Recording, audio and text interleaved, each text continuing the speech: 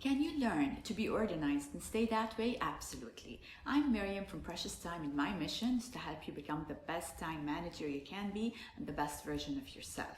Today would be video number 4 in my 10 video series, Time Wasters. We will be discussing the fourth time waster, which is lack of being organized and how to overcome it. If you haven't seen video 1, 2, and 3, I encourage you to see them. You will find them insightful and they're going to give you a glimpse of how you can always use your time wisely, efficiently, and productively.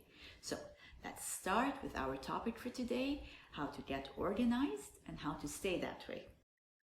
Lack of being organized. This will be our fourth major time waster.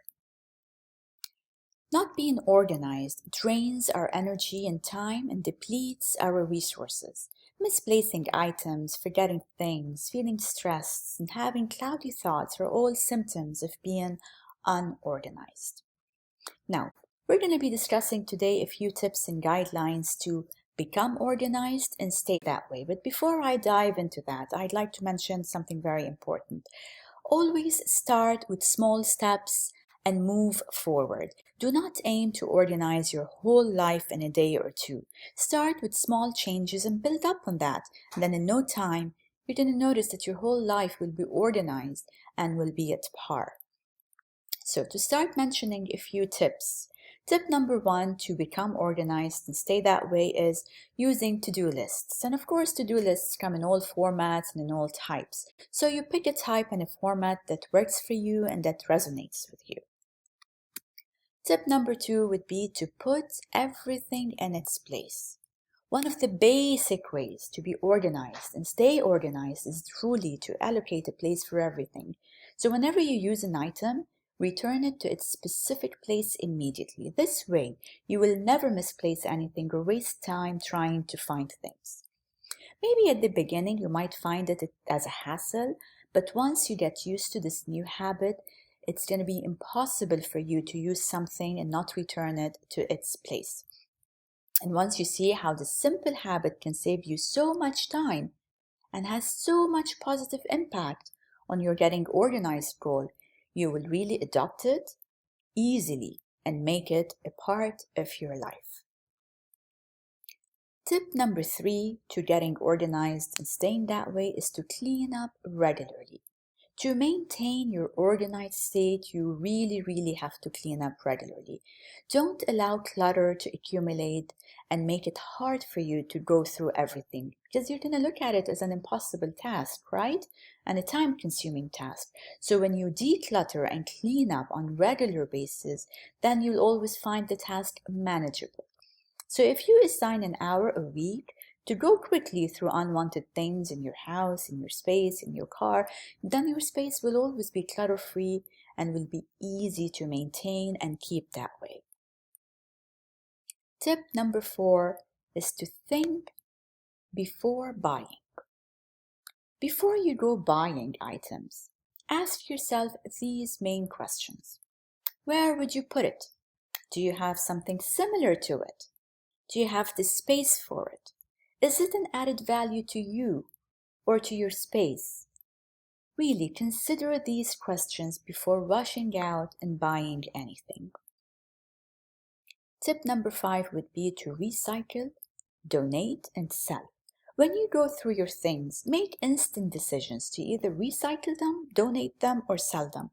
Don't just shift things from one place to another, assuming that, you'll come back to it later in the future and decide, because this will only waste your time further and you keep accumulating the clutter.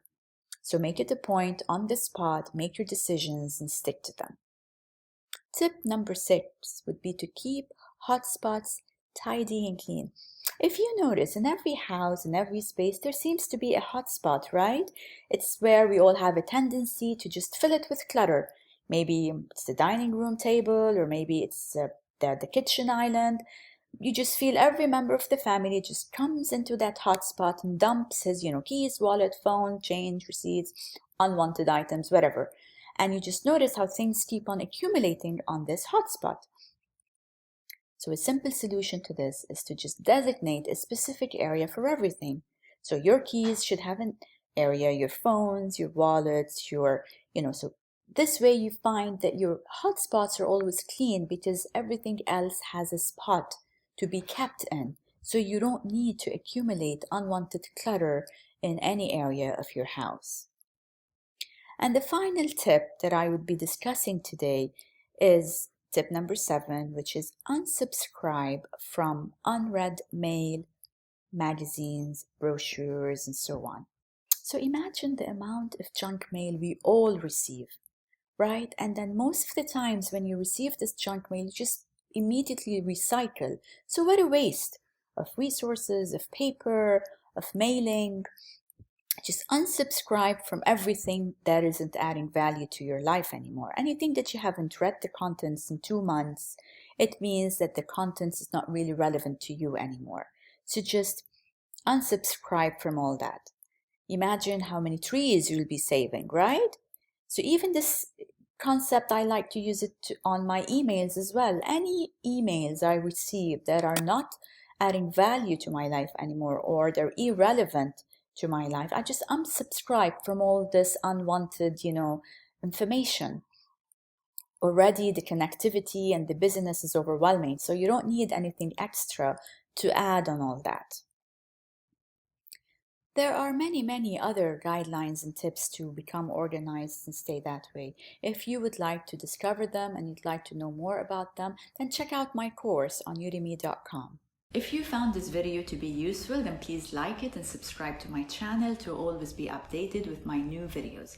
If you would like to dig deeper into time wasters and how to overcome them, then check out my course on udemy.com. It's packed with valuable information, guidelines, and exercises that will guarantee you would once and for all overcome these major time wasters.